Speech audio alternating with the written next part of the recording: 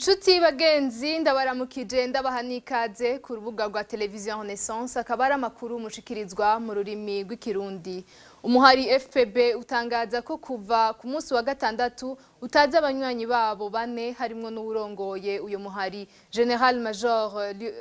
Major Jeremy Ntiranyibagira n'icegera ciwe Lieutenant Colonel Edouard Nshimirimana bari kumwe n'umupfasoni Liberate Nijimbere hamwe na Nzeyimana Libert bari mu rugendo rw'akazi mu gihugu ca Tanzania aho boba barahagaritswe n'inzego z'ico gihugu. Umuvugizi w'uyo muhari Colonel Adolphe Nshimirimana akavuga ariko ko atamakuru bararonka kubijanye n'ibivugwa ko boba baramaze gushikanwa mu gihugu c'u Burundi. Tumukurikire. Icyo twovuga nuko byinshi ari inkuru abantu bumva mugabo ikiri cyo nuko aba bakuru bacu guhera ku wa gatandatu mw'ijoro mu masaha 3 ata muntu afise inkuru zabo tutazi iyo bageze, ariko inkuru twaronse zivi Tanzania nuko bavuga yuko baba bafatiwe i Tanzania muri district ya Ngara aho bari bagiye kugirisha akanama. Guhera icyo gihe rero ntiturasubira kubatora, ntawuzi iyo bageze, amatelefone yabo ntitushobora kubatora ku matelefone yabo, bivuga yuko bashobora kuba barafashwe. Ibi turimwo ni ibintu ugenda, si umuntu agenda atwaye ibigwanisho, umuntu agenda nk'umunyagihugu nk'uwundi. Bari bagiye kuraba abantu abanywanyi b'umuhari bari muri kariya karere, ntibibaza yuko bashobora kugira ingorane nk'izo, ariko rero mu bintu nk'ibi birashika. Mugabo rero ntibiduka intege, iyo hagiye babiri hariho abandi bashobora kubasubirira. Nico gituma nagomba kuboneraho kuremesha abanywanyi bacu eka mbere n'abari ku kibuga bose yuko naho abo bategetsi bacu bagiye tutazi gushika ubu iyo bari, urugamba rurabandanya. Ni uburyo mbere bw'uko nobamenyesha yuko twogushya hamwe tugakomeza ukumvikana tugashira ingufu hamwe, ahubwo tukabandanya urugamba twiyemeje. Impera n'imperuka ukuri guzoteba gutsinde ikinyoma, akabi ineza izoteba itsinde inabi. Impera n'imperuka ivyo turazi yuko bizoshika, nico gituma tudacika intege. Dusaba abanywanyi yuko ahubwo bakomeza inguvu bagakomeza gushira hamwe kugira ngo urugamba twiyemeje kugarukana amahoro mu gihugu cyacu dushobore kurushikana ku ntambwe iboneka. Ikibabaje urumva bafatiwe mu gihugu ca Tanzania, kandi abandi bavuga ngo boba bari kumwe n'abapolisi ba Tanzania, bari kumwe n'abasirikare b'u Burundi. Izindi nkuru zikavuga ngo boba barabajanye ni Burundi, ngo bashitse Muyinga, abandi bavuga ko babishe. Icyo twagomba kuvuga nuko hamwe byoboneka ko Tanzania iri nyuma yuko gufatwa kw'abo bantu bacu, nuko bobajana mu Burundi. Tanzania yoba irenze amategeko agenga impunzi, kuko birabujijwe yuko mu mategeko mpuzamakungu umuntu afatiwe mu gihugu yarahunze ari impunzi asubizwa mu gihugu c'amavukiro kandi ubuzima bwiwe bushobora kubangamirwa. Aho rero Tanzania yo kwitegura kuzovyishura imbere y'amasentare mpuzamakungu. Hamwe naho baba baratanze mu Burundi tubazi yuko hari intwaro y'ukwica gusa, ibonye abantu bose ica yica. Hamwe yobica nayo Burundi buzobibazwa hamwe n'ibindi bibazo byose n'andi mabi yose yakorewe abarundi. Aha niho dusaba rero yaba akarere turimwo, yaba ubumwe bwa Afrika,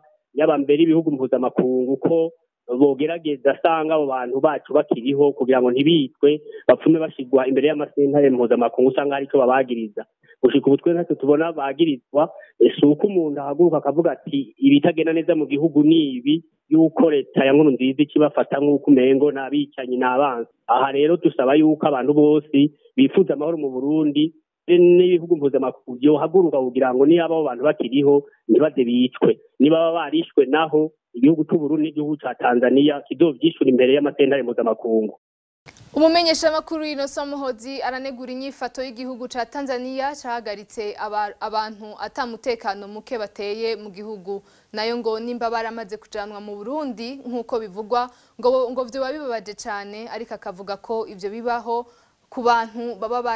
barahagurutse kugira bagwanira agateka kabo na kabene wabo. Tumukurikire. Ni ibintu bibabaje biteye agahinda, kuko iyo abantu bahagurutse bakavuga ko bashaka kugarura iteka intahe igihugu kigendera ku mategeko yubahiriza abantu bagafata mbere n'ibirwanisho bakiyemeza gufata ibirwanisho ni ibintu bishika si kenshi bishika ku isi ariko birashika iyo abantu nk'abo rero basanzwe bazwi atakibi umuntu abazi ko bibashikiwe bagafatwa kuriya bakarungikwa cyane cyane mu gihugu kigengo kirangwa no kwica gutoteza abantu birateye agahinda birababaje umuntu acagira yibaza icyo baza kuba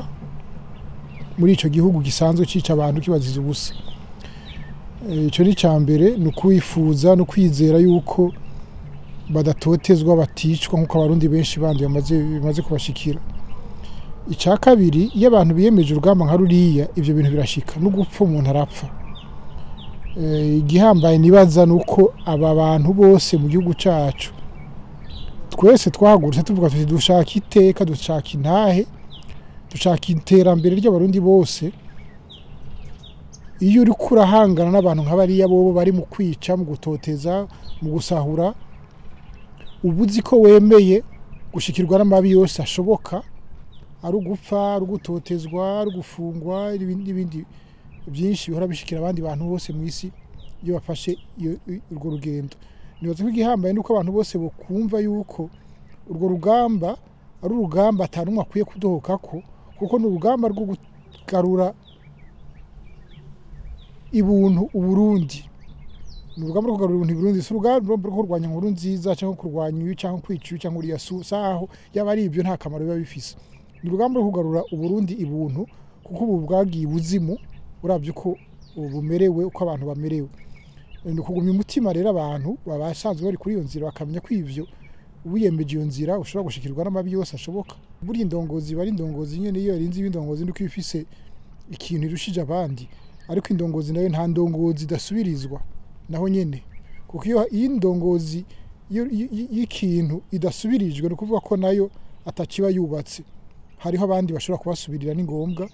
naho atawuzomera nkabo hazoza abandi bameze ukundi ariko bari muri iyo nzira nyene ugiye kuraba muri kahise k'ibihugu byinshi hariho ibihugu byinshi cyane indongozi zagiye zihura n'amasanganya mwe nayo ari ugupfa kubera indwara nka ba Agostino Neto ari kwicwa nka ba Mondlane muri Mozambique ari ba Mandela bafunzwe ari ba Steve Biko bishwe ari ba Lumumba bishwe ari Rwa Gasore ari Ndadaye nikibuza ko ari n'abandi benshi mu bihugu byinshi nikibuza ko abantu iyo basanzwe bafite iryo shaka bavuga ati ikintu duharanira ni ikintu c'ubuntu cumvikana gifise iteka ni ngombwa abandi barafata iyo nzira bakabandanya nibagiye n'ibyo mu Rwanda Fred Rwigema bose bari bazi ko ari we ndongozi yaragiye n'abandi bari kumwe ariko nticyabujije ko abandi baza bagafata bakamusubirira bagakora icyo bari basangiye igihambaye ni ico umuntu aragenda umuntu abafise arinza ashika hari abashise nuko bari bafise igihagararo bari bafise ivyo barushije abandi ariko haraza abandi nabo bagashobora kuboneka bakabandanya urwo rugamba icyo nico gihambaye kubwo umushinga manza Janvier Bigirimana ngo nimba ari vy'ukuri abo bantu bane boba barajanywe mu Burundi Tanzania yoba yarahonyanze amategeko agenga ingene ibihugu bihanahana abantu birabujijwe ko umuntu asubizwa mu gihugu aba yarahunze kumvo za politike kandi uzi neza ko ashobora no kugirirwa nabi tumukurikire icyo amategeko avuga icyambere coco nuko kugira ngo hakogwe ibi byo gutanga umuntu igihugu kimutanga mu kindi gihugu ivyo bita extradition hateza kuba hariho amategeko akurikizwa hagati y'ivyo bihugu bibiri icyo ni cyambere ivyo bita accord bilaterale mu kuvuga y'amategeko bashize ku mukono kugira ngo bazoze barahana abafungwa canke abantu bafashwe hamica kabiri nta muntu ashobora gutangwa kuwe mu kindi gihugu ajanwe mu kindi mu gihe hatariho icyo no kwita procedure hatariho ingingo iri kirakurikizwa haba ingingo y'ubutegetsi canke ingingo y'ubutungane ni kuvuga ivyo bita procedure judiciaire procedure administrative ni kuvuga haba hariho urwandiko ruvuga ituma umuntu akuwe muri iki gihugu agajanwa mu kindi ni ngombwa yuko kandi uwo muntu aba yari umuntu ariko araronderwa n'ubutungane ni kuvuga haba hariho dossier yari murikurikira mu gihugu asanzwe avukamwo, hama abo mu gihugu yahungiyemwo canke yafatiwemwo babonye amategeko akurikijwe bisunze amategeko baba barasinye bashobora gutanga uwo muntu. Ikindi naco uretse ivyo vyuko hateza kuba hariho procedure yanditse, hateza kuba hariho ico gihugu yuko canditse formellement, ni kuvuga biciye mu nyandiko kigasaba yuko umuntu atangwa, hatezwa kuba hariho ingingo zubahirizwa cyane mu mategeko mpuzamakungu aharanira agateka kazina muntu, kuko muri aya mategeko barabuza yuko umuntu yovanwa mu gihugu kanaka yafatiwemo canke yahungiyemwo ngo ajanwe mu gihugu yahunze mu gihe hariho ibigaragaza yuko uwo muntu ashobora kugirirwa nabi. Bisigura yuko nko ku masezerano mpuzamakungu agwanya ivyihohoterwa rya kiremwa muntu, baravuga neza mu ngingo za mbere z'ayo masezerano yuko kizira yuko umuntu ajanwa mu gihugu bigaragara ko ashobora guhohoterwa, ivyo bita torture. Ni kuvuga rero no munsi turavye icuka kiri mu Burundi, turavye amaraporo ashigwaho n'amashirahamwe yigenga yaba yo mu gihugu canke mpuzamakungu canke amaraporo yashizweho n'ishiramwe mpuzamakungu ONU, uno munsi Tanzania ntiyoshobora kuvuga yuko itazi ko abantu irungitse mu Burundi bazohava bahohoterwa. Aho rero ni mu gihe Tanzania yoba yarasinyiye mu masezerano mpuzamakungu ajejwe ivyo kugwanya ihohoterwa, ariko naho yoba ayo masezerano atasinywe hari yandi mategeko mpuzamakungu cyane nk'ivyo bita Déclaration universelle des droits de l'homme, ivyo bita Pacte international relatif aux droits civils et politiques. Ayo mategeko atandukanye yose ategeka ibihugu yuko bidashobora gufata umuntu ngo bimukure mu gihugu kubera bamufashe ngo bamurungike mu kindi gihugu. Ikindi cyanyuma ibihugu biteza kwisunga, umuntu ashobora kuvanwa mu gihugu yahungiyemo canke yafatiwemo ngo bamujane mu gihugu ciwe ku nguvu mu gihe bigaragara neza yuko yahunze kubera imvo za politike. Rero kuri aba bantu bane bafatiwe muri Tanzania nta nkeka yuko mu vyatumye bahunga Burundi harimo imvo za politike. Bisigura rero yuko hamwe vyo bari vyo ko Tanzania abantu yabatanze kabatanga mu Burundi mu gihe bahunze kubera imvo za politike, aho baharakozwe amakosa ku ruhande rwa Tanzania. Ku ruhande rw'u Burundi uyo mushingwa manza atera kama abategetsi ko nimba ari vyo abo bantu barajanywe mu Burundi ko bategerezwa kubahiriza amategeko agenga ingwano abuza guhohotera uwafashwe atari koragwana. Ari hamwe hogira ibiba kuri abo banywanyi ba FPB ngo abategetsi ba gisirikare b'igipolisi nibo bazobibazwa n'ubunyene kurikira. Ariko rero uko bimeze kose hamwe vyoshika Tanzania ikaba yarakoze amakosa canke ayo mategeko yose tuko turavuga akaba tubahirijwe, hariyo amategeko aca afata abategetsi b'u Burundi uno munsi hamwe abo bantu baba baramaze gushika mu minwe y'abategetsi b'u Burundi. Ni kuvuga uno munsi hariho amategeko asanzwe ariho mpuzamakungu yubahiriza abantu babagwanye. Dufate hamwe vyo garagara yuko abo bantu bose barabagwanye canke bariko bategura kugwana na leta y'Ibujumbura, kuba babafashe ntibisigura yuko bateza kubagirira nabi, kuko ayo mategeko mpuzamakungu arubahiriza umuntu wese w'umugwanyi. Bisigura yuko iyo umuntu ahagaritse kugwana canke iyo umuntu afashwe yariko aragwana hariho amategeko amwubahiriza, na cyane yuko ata muntu n'umwe afise uburenganzira bwo kumugirira nabi, ata muntu n'umwe afise uburenganzira bwo kumuhohotera. Kira noneho ko twumva amakuru y'ingene bafashwe, ntibari bafise ibigwanisho, ntibariko baragwana, nubwo bari mu muvumo mu muhari w'abagwanyi, nta caco tuma bagira nabi ko ntibariko baragwana. Bisigura yuko ayo mategeko nayo nyene arabubahiriza. Ni kuvuga rero hamwe abategetsi b'abarundi b'u Burundi babategetsi bo mu nzego canke abategetsi bo mu butungane mu gipolisi na gisirikare uno munsi bafise igikorwa gihambaye cyo gukingira abanyagihugu. Ikintu conyine bashobora hamwe hoba hariho ivyaha babagiriza ni kuvuga aho bari amateko y'u Burundi bahonyanze mu byo bakoze mu byo bavuze canke ibindi ubutungane bw'u Burundi burashobora kubacira imanza mugabo hari ikindi kintu na kimwe baba ni kuvuga yaba president Nkunze yaba abasanzwe batwara igisoda igipolisi ubutungane igipolisi bose hagize ico baba bahohotewe canke bakicwa ivyo bazoshobora kuzobibazwa umusurizi na bisigura yuko naho ivyo vya extradition vyo bitakurikije amategeko hari amategeko afata abategetsi b'Ubujumbura mu bijanye no kubungabunga ubuzima bw'abo bantu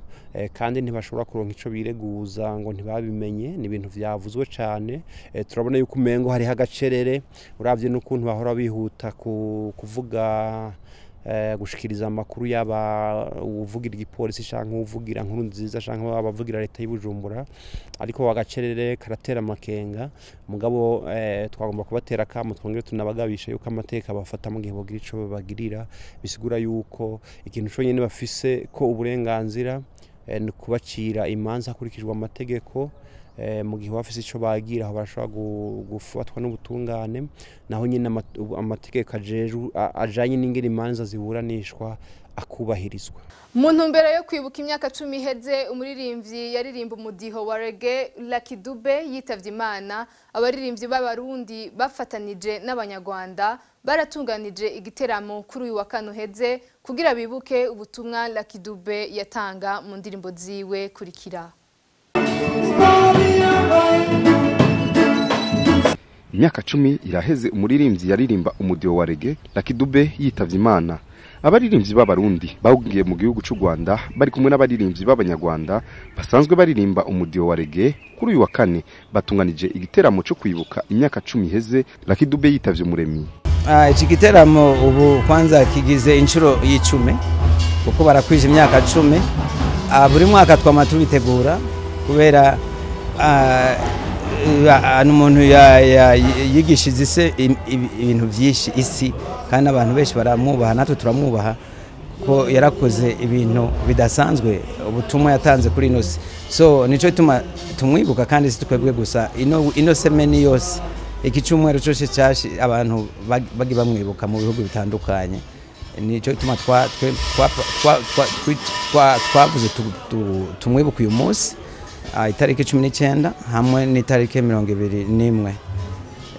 kubera iki cyumweru cyose twagipangiye Lucky Dube week so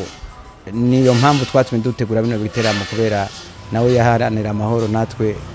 mbese natwe tukaba duharanira amahoro nyene nico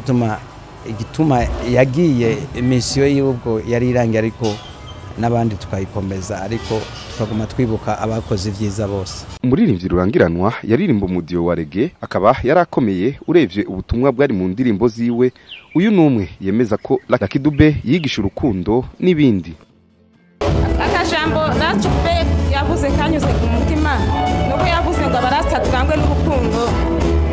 twese tube umwe. Nati Dread nawe ati iyo abarundi bari gukurikiza ubutumwa bwa Lucky Dube ntangorane zari kuba mu gihugu cy'u Burundi eka nani muzi zari guhunga igihugu. Ubu kuri uyu munota nko mu Burundi simbizi ariko ndabona basa n'abatabikurikiza kubera yabakurikizaga iyo message Lucky yasize ku Barundi ntabwo agomba kuba ari impunzi nona ngira ngo ubwo harimo akabazo ariko ntabwo byatinze cyane aracyari chance aracyari uburyo bishoboka umuntu kubisubiramo bakaba bakumvikana bakareba aho bakoze amafuti bakakosora ntabwo biri too late nubwo habaye akantu gato yakintambara ariko nabavandimwe nta kintu kigomba kwatandukanya abarundi nk'abarundi urabona nk'abanyarwanda natwe twagize ikibazo nk'icyabarundi ariko ubu twaragikemuye uko mbibona urabona ko hano umuntu wese agenda atikanga abantu bose barabana n'abarundi bakwigirangira ku banyarwanda tukabana ko buri muntu wese afite interest buri muntu wese afite icyo yifuza kandi icyo wifuza icyo nifuza nawe wakifuza kandi isi ifite ibintu byinshi cyane kuri yo tutabimara twese maze rero abarundi nabo bashaka kumva iyo message ya Lucky ya Bob bakaba bavuga ati barundi tubabarirane twongeye tubane neza nk'abarundi kandi tugire amahoro menshi birashoboka babishatse. Iki giteramo catunganijwe n'abaririmbyi basanzwe baririmba umudiho wa reggae kikaba catunganijwe mu ntumbero y'indwi yahariwe kwibuka imyaka 10 Lucky Dube yitavye Imana, kikaba cabereye kuri Junction i Remera.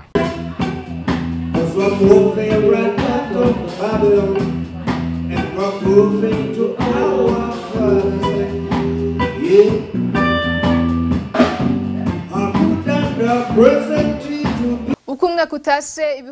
ibihugu vya Burayi biratunganya igikorwa co guhitamwo amareresi 10 ya mbere mu yandi afise ico yigisha abanyagihugu biciye mu karanga kabo. Kuri uyu wa gatanu i Rubavu ivyo bikorwa vyo kwerekana izo reresi zabaye za mbere zarakinishijwe ku ishuri rya kaminuza ya RTUC. Umwe mu babitunganije aratubwira impamvu, tumukurikire.